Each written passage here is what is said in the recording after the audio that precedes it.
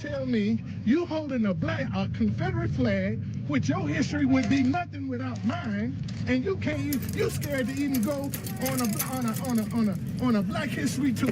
All right, I'll invite. We set you free. We didn't start slavery. We ended it, and you should be grateful for that. Who is we? White people. Really? We ended slavery. While slavery still exists in Africa, what's your name? why don't you get on your brothers in Africa and tell them to end slavery? Listen, first of all, I was born in America. And please stop spitting, like control yourself. What's your name, man? You on Facebook? I got you on Facebook Live. What's your name? My name is Jason. What's your name? Jason, I'm done. I want to invite you on the DC Black History Night Tour. Would you come? You can bring your boy. I've heard enough about Black history. Okay. That's all they talk about in the schools and run my people down. What school is that? What school they talk about? Tell me some Black history you know about Let me DC. ask you about Abraham Lincoln. What do you think? Do you think he's a great emancipator? Did he end slavery? Is that what you think? Well, who did, if he didn't? No, I'm asking you a question. Do you think that Abraham Lincoln ended slavery? Who wrote the legislation? He didn't. The only thing Abraham Lincoln did was end slavery in the South. He kept slavery in the North. The Civil War was a war of northern aggression, plain and simple. He had no moral high ground. He was no great emancipator. He was a tyrant, sick, semper tyrannis. You say Jason is your name? You say Jason is your name?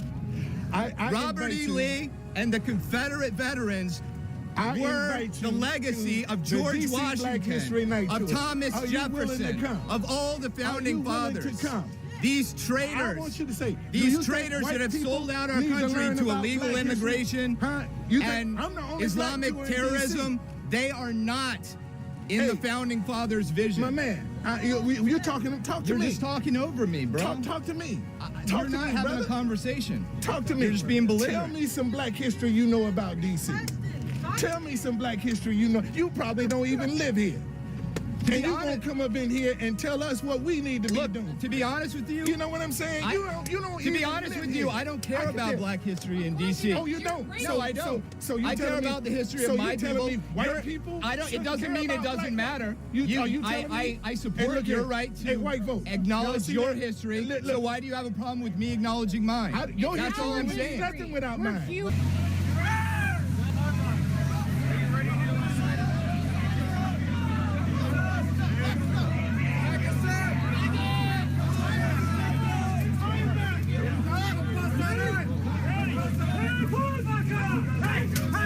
Hundreds of white nationalists storming the University of Virginia, protesting plans to remove a statue of Confederate General Robert E. Lee. The overnight violence spilling into this morning when marchgoers and counter-protesters clash again, hours before the Unite to Right march was even set to begin. Just after 10:30 a.m., the crowd growing in size. Local and state police in riot gear responding in force, but the violence escalating.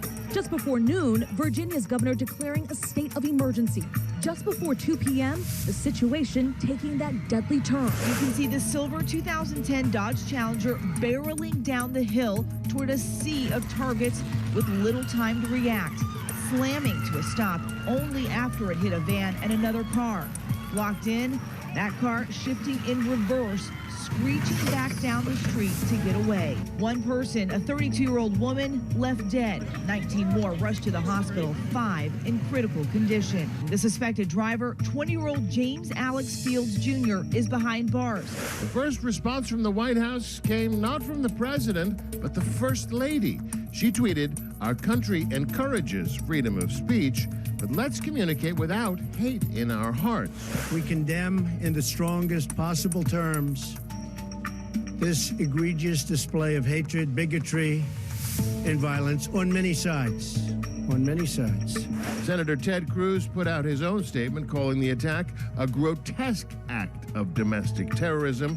Senator John McCain tweeted, "White supremacists aren't patriots, they're traitors." Racism is evil, and those who cause violence in its name are criminals and thugs. But you had many people in that group other than neo-Nazis and white nationalists, okay?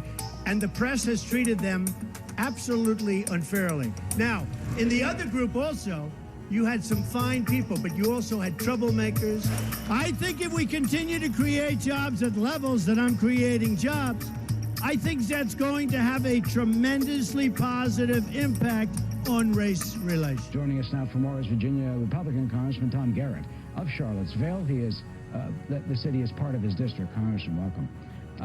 Earlier this afternoon, Jason Kessler, one of the organizers, the leader of the Unite the Right organization, tried to speak in front of City Hall in a news conference. He was chased away by a small crowd. They chanted, "Nazi, go home," "Murderer."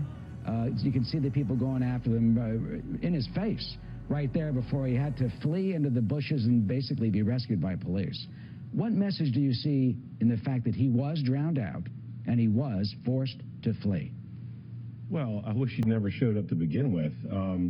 You know, it's amazing. I think that there's a lot of invective hurled around, and a lot of people are being called Nazis, and that waters down the value of that word, because it would appear that he actually is a Nazi, that he actually does espouse views that are contrary to the very basic truths first muttered or written by Thomas Jefferson in Charlottesville, ironically, that all men are created equal and endowed by their creator with certain inalienable rights, and then articulated upon by Dr. King in Washington, D.C. 54 years ago this month, when he said we should judge a person based on the content of their character and not the color of their skin.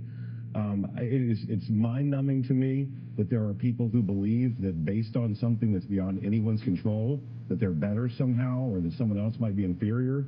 You know, I wore the uniform of this country for almost 6 years to defend people's rights, to believe things and say things even that I don't agree with, but this is beyond the... Hey, you get out of my room! Hey, sorry, I'm having an issue here. Oh, you got a drunk roommate there? Something like that. Push me like that in my room.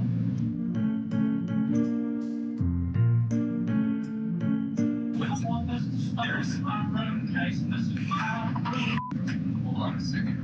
A year after violent clashes between the alt-right and counter-protesters in Charlottesville, Unite the Right organizer Jason Kessler is planning yet another rally, this time in Washington, D.C.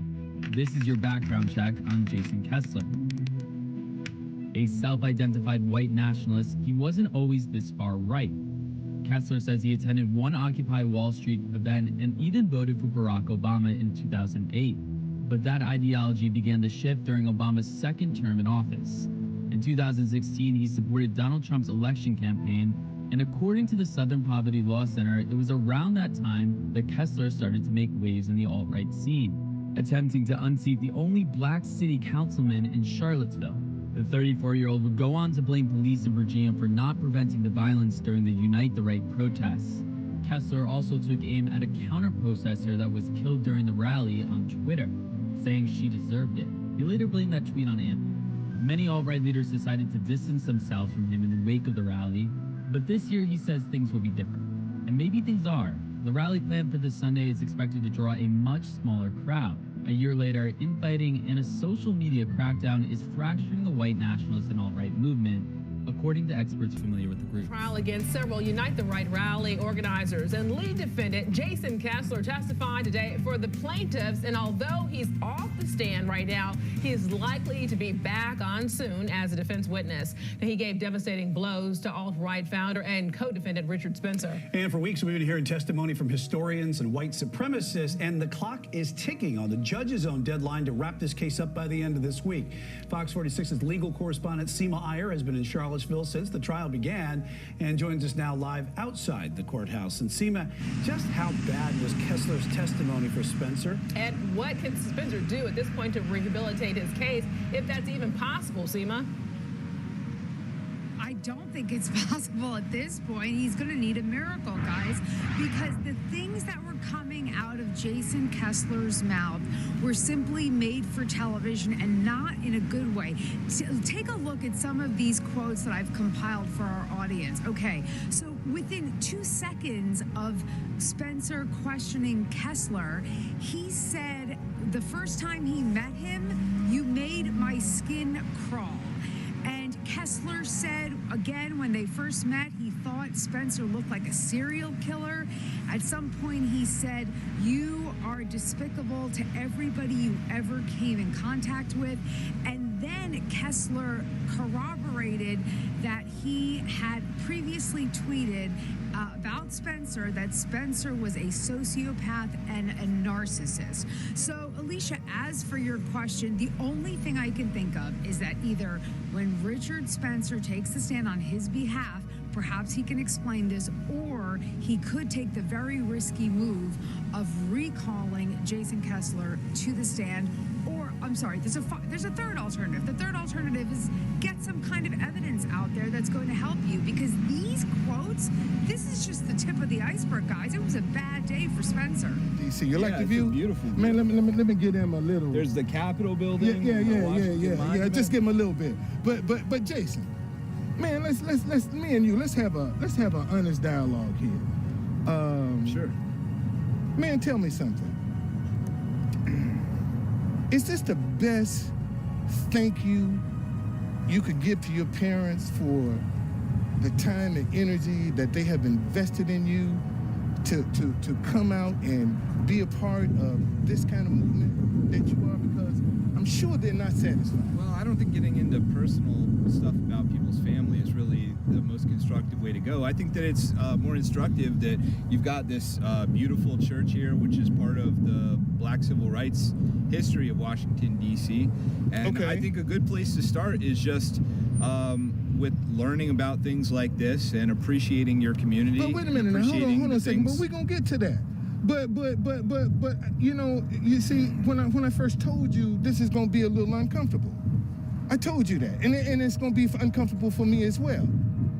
All right, and to dig around the root, like you spent 4 years in the University of Virginia, and I'm just saying to come out and have this kind of viewpoint, Jason, you know, help us understand why. Well, part of the problem is I don't think that people know what my viewpoint is, because I'm only reported through this media, which is sort of filtering out a lot of the stuff that makes me a human being and the things that people like you and me might agree on, and then they're sort of playing up these things that they think are going to create division. So a lot of this is people aren't really engaging with each other face to face like you and I are right now. We're engaging each other through this very artificial media that's ginning up this conflict between black people and white people, Republicans, Democrats, and so on and so forth.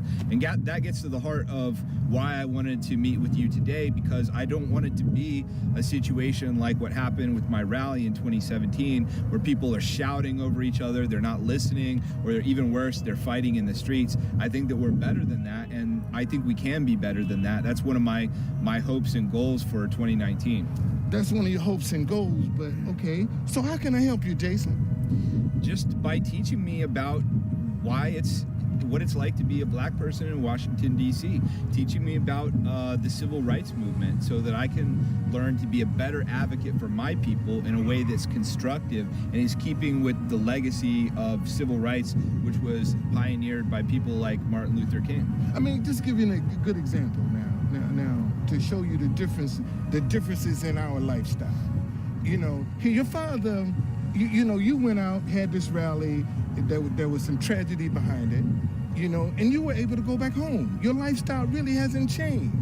No, it's changed dramatically, and that's one of the things that people don't get to see because of the media, because those are the humanizing things. I've had a lot of tragedy, and I do think that there are a lot of parallels between what I'm trying to do for white people and what black people had to go through in the 1960s. I mean, the media relentlessly... Let me explain it to you. Please explain that parallel. Explain that. Please. Well, the media relentlessly brought my family into this whole thing, and they have nothing to do with my politics. People were coming to my family's home and slashing their tires. They were coming to their homes with torches, and that's the kind of thing that and why do you think they were doing to black people?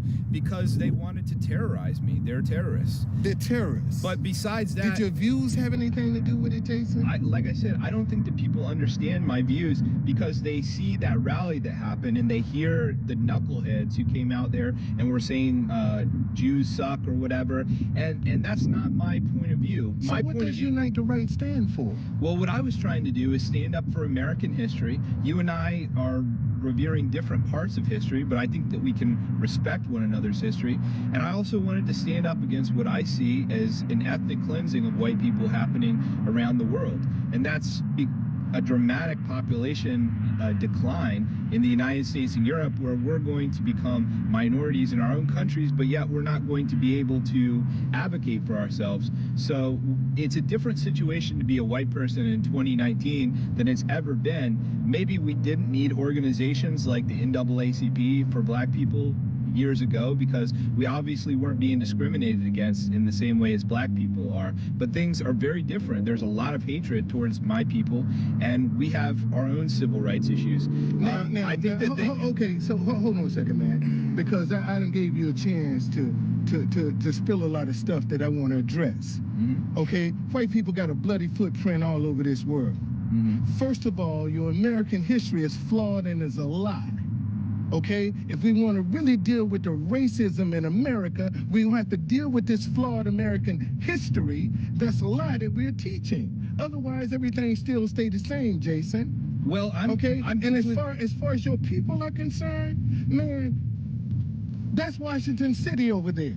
As a black man, if I was free, I had to have 3 white people to vouch for me and put up a $5 peace bond. And you talk about your rights are being trampled on. Come on, man. Well, like I said, there's a difference between what's happened in the past and what happened now, but that doesn't take away from the pain that you suffered, and that's something that people like me should respect. But it hasn't changed, and I'm willing to listen to you. That's why I'm here. But what I'm telling you, Jason, it hasn't changed. The modern day slave catcher is the pattern for the police department, Jason. That's why they shoot black men and ask questions later. Well, I've had my own problems with police departments. You know, when Martin Luther King in the 1960s. Hold on a second. Let me ask you a question.